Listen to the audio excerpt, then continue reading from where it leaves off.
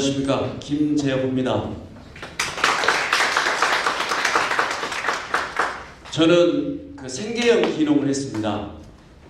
30년 직장 생활을 하면서 미래의 나의 제2의 인생을 살고자 기농을 해서 자리를 잡았는데, 그 과정에서 집사람과 아내와 저는, 제가 25, 아내는 23, 이른 나이에 두 사람이 꽃깍지에 실어서 결혼을 일찍 했습니다.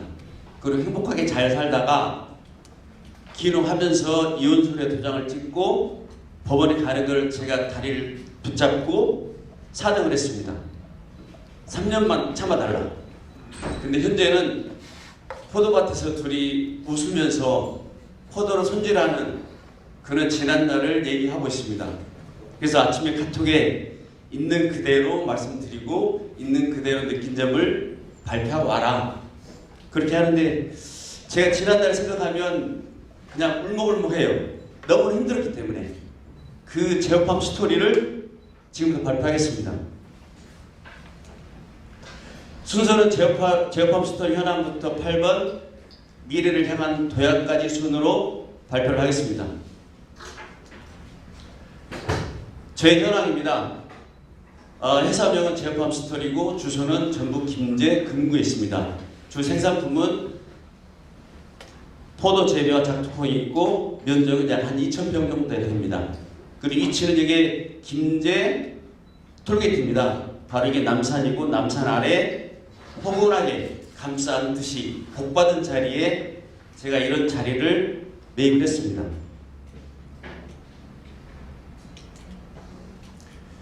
기록할 준비는 참 심사숙고했습니다.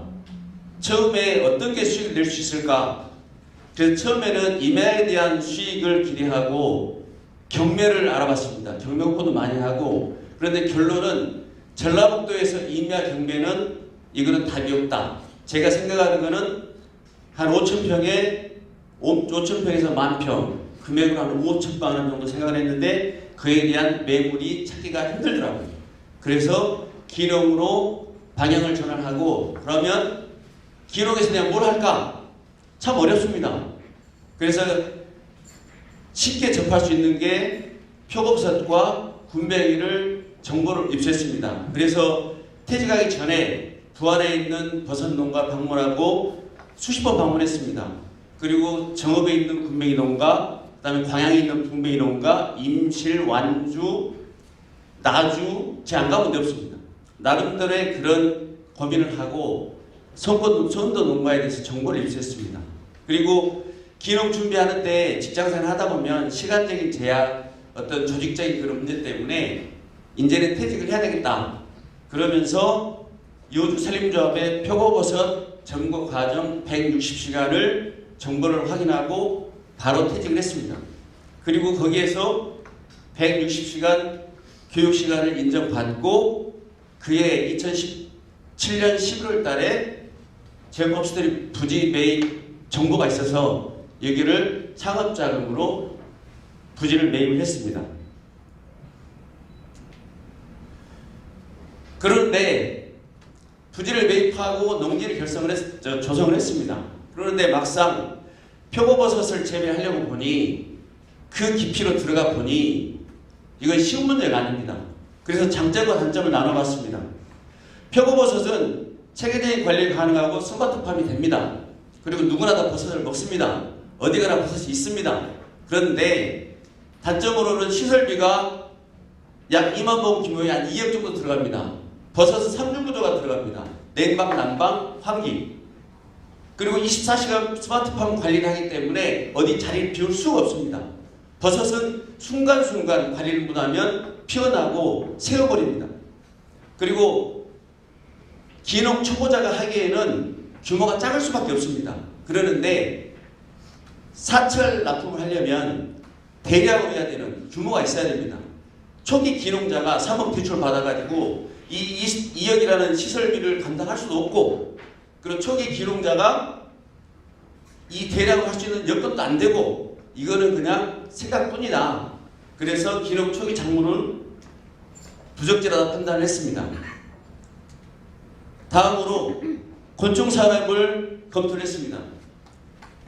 이때가 식용곤충 산업의 국가정책 시행 5개년 계획 발표가 됐습니다. 그래서 미래 먹거리 이런 좋은 얘기가 많이 있었습니다. 그래서 곤충 사육 트렌드도 변하고 관리 밀착도 높고 낮고 그래서 이게 참 매력 있다. 그런 생각에 장점과 단점을 비교해 봤습니다. 단점에는 또한 시설비가 많이 들어갑니다.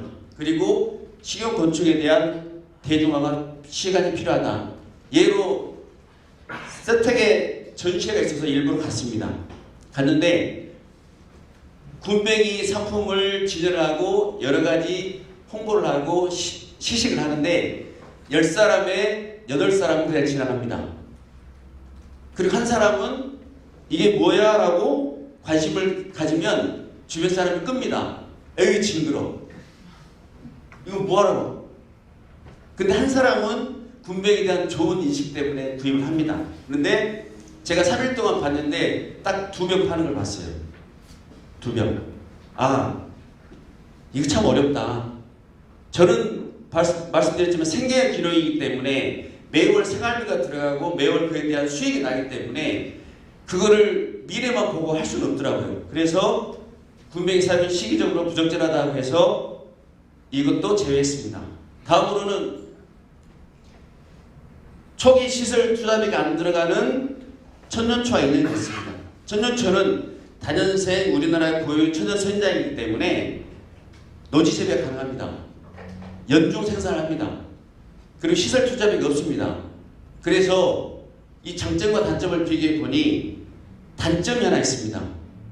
천년초는 보이지 않는 가시이기 때문에 두꺼운 우위와 고무장갑으로 무장을 해야만이 이거를 취급을 할 수가 있습니다. 그렇지만 이 고난의 과정이 없으면 그 이상의 결과도 내지 못한다고 생각했기 때문에 시설 투자비가 없고 수확과 재고 부담이 없는 천년초로 작목을 선택을 했습니다.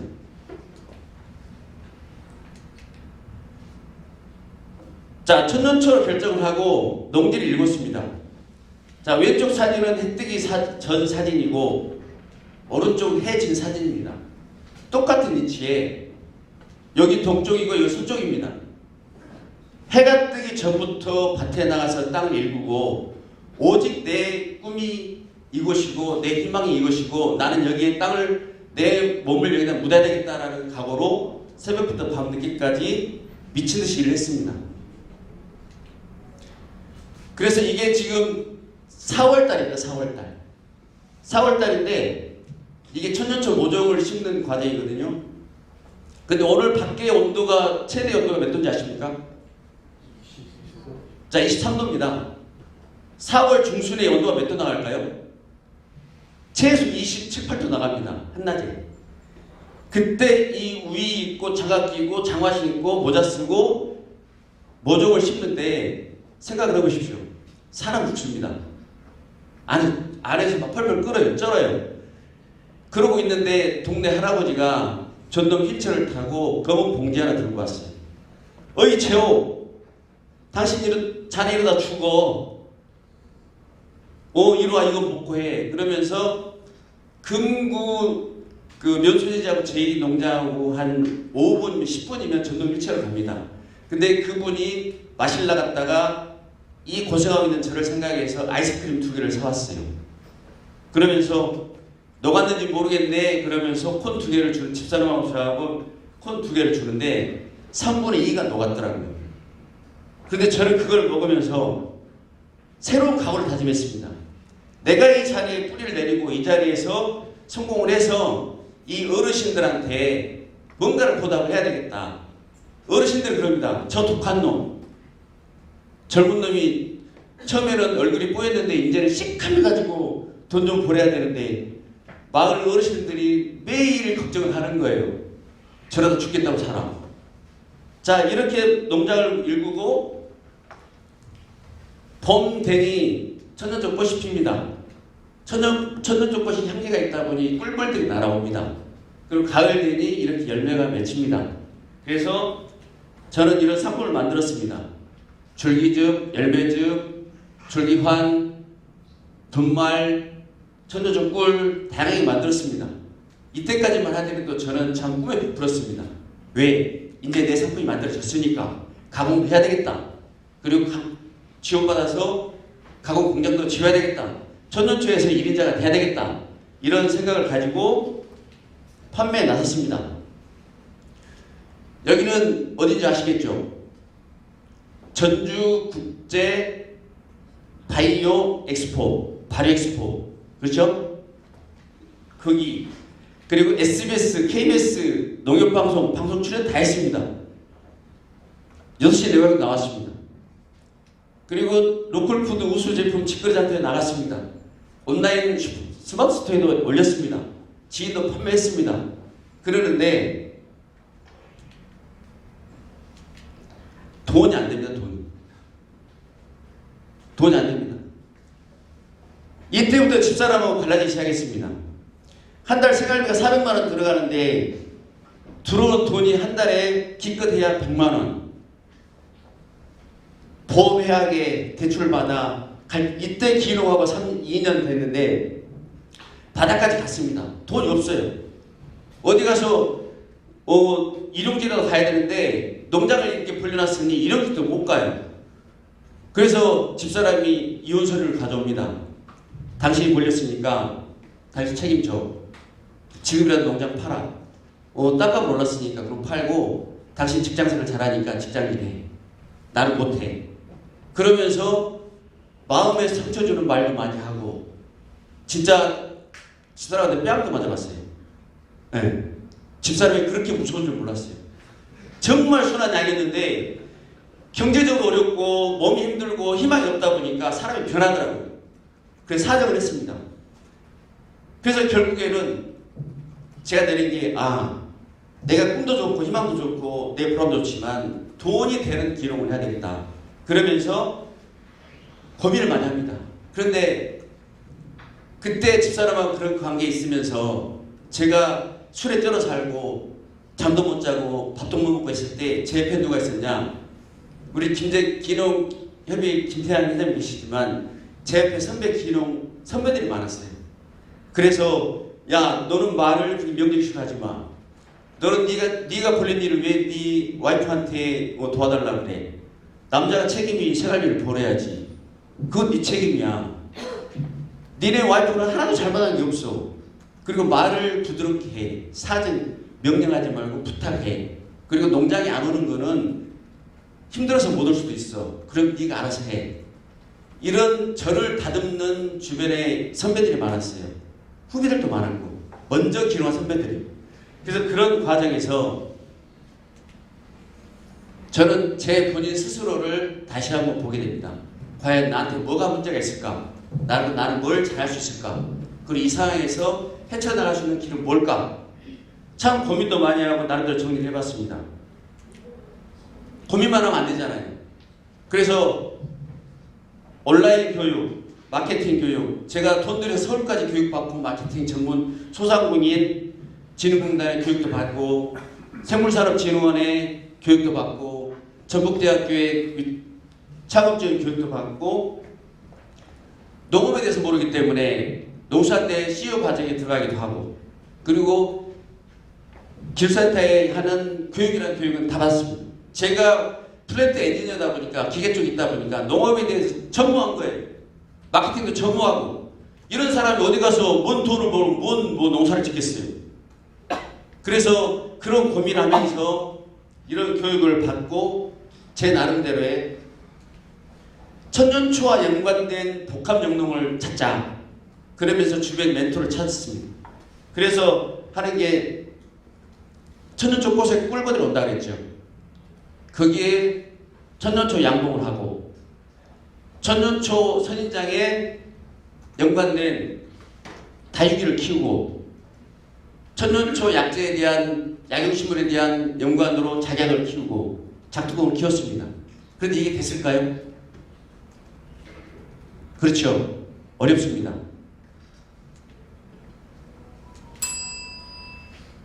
항상 뭔가 부족하는 내가 진짜 갈 길이 뭐냐. 그 갈망 속에서 기농인초 현장 실습교육을 참석하게 됩니다. 그런데 이게 제 모습이에요. 그런데 여기에서 우리나라 포도 명인인 멘토와 만나게 됩니다. 그 멘토와 만나게 되면서 천년초 밭을 갈아엎었습니다. 그리고 이 시설은 제가 돈이 없기 때문에 낮에 나가서 일용직을 하고 밤에 헤드라이트를 끼고 밤 12시까지 이 시설을 만들었습니다. 그리고 여기에 묘목을 심었습니다. 이 묘목을 심고 포도나무가 커가면서 첫 해 포도가 이렇게 열렸습니다. 집사람이 이혼서류 가지고 도장 찍자고 찾아왔는데 포도가 열리는 걸 보고 농장을 왔습니다. 그러면서 이 포도를 직접 손질을 하는 거예요. 얼마나 참 애틋하게 사랑스럽게 포도를 바라보고 있습니다. 우리의 꿈이, 희망이 이렇게 달리고 있었습니다. 그러면서 이 포도는 작년 2022년도에 저희 포도입니다. 샤인머스켓 프리미엄급 포도입니다. 이 포도를 작년 지평축제 때 손님들한테 알렸어요. 그랬더니 그분들이 농장으로 2번, 3번 지인, 형제 다 택배 보내고 지평선에서 사갔던 고객이 농장에 왔는데 에피소드 2건 있습니다. 그 2건을 제가 간단히 말씀을 드리면, 군산에 사시는 분이 포도를 사갔는데 두 아들이 한참 싸우더래요. 보니까 포도 3송인데 2송이를 먹고 1송이 남았는데 서로 먹으러 싸우는 거예요. 그래서 아빠가 슈퍼 가서 하나를 사왔는데 맛이 없어서 안 먹더래요. 그래서 스티커를 보니까 저희 연락처가 있어서 군산에서 김재석이 농장까지 왔습니다. 그리고 계속 고객이 됐어요. 그리고 지평선 축제 때 사가셨던 분이 젊은 부부인데 그분이 고아원에 봉사활동을 하더라고요. 사장님, 포도가 너무 맛있어서 고아원 애들한테 좀 먹여주고 싶은데 포도가 있겠냐고. 아, 내가 다른 건 다 몰라도 선생님께는 내가 포도를 드리겠다. 그리고 제 마음까지 더해서 내가 덤으로 더 드리겠다. 언제 오세요? 그래가지고 포도를 15박스를 10박스는 판매하고 5박스는 제가 같이 보냈습니다. 제가 이게 내가 농사 지으면서 이 보람이구나. 그러면서 나름의 희망을 또 다른 각오를 다지는 계기가 되었습니다. 지금은 수출 포도 연구회 회원입니다. 그리고 장목반 회원입니다. 그래서 국내뿐만이 아니라 수출하기 위해서 서로 간에 노력하고 연구하고 회합을 갖고 있습니다. 자, 여기 제 모습입니다. 5일 전에 제 모습입니다. 제가 기록 과정에서 어려운 과정에서 포도로 자리 잡고 미래가 보이고 희망이 보이기 때문에 저희 기농협의 회원들이 3명이서 나도 따라 하겠소 그러면서 저한테 멘토를 해달라고 요청했습니다. 그래서 제가 그 과정을 설명을 하고 이 시설도 제가 직접 지어드리고 어제는 비닐 씌워주고 어제 묘목을 심고 왔습니다. 그러면서 이분도 저와 같이 새로운 희망을 가지고 있습니다. 제가 그 어려운 과정에서 오로지 배움만이 농업을 살 길이라는 생각에서 맨날 술을 먹고 잠을 못 자더라도 농학과 입학했습니다. 왜?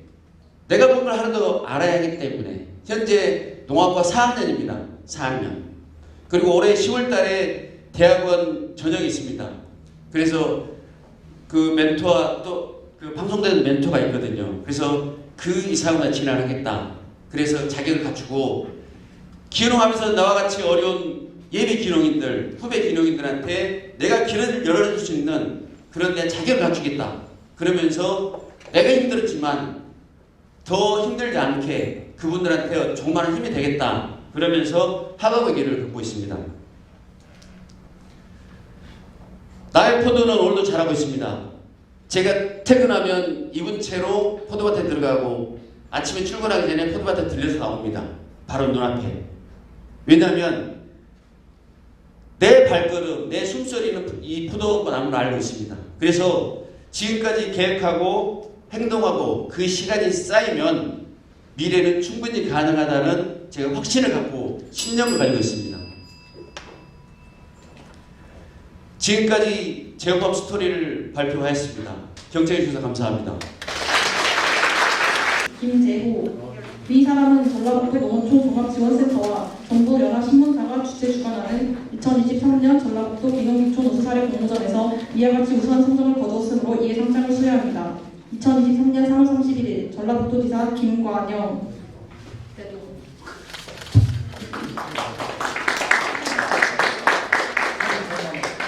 꽃다발과 보상금과 상금 100만 원을 지급하겠습니다. 사진 촬영 있겠습니다. 감사합니다. 하나, 둘, 셋.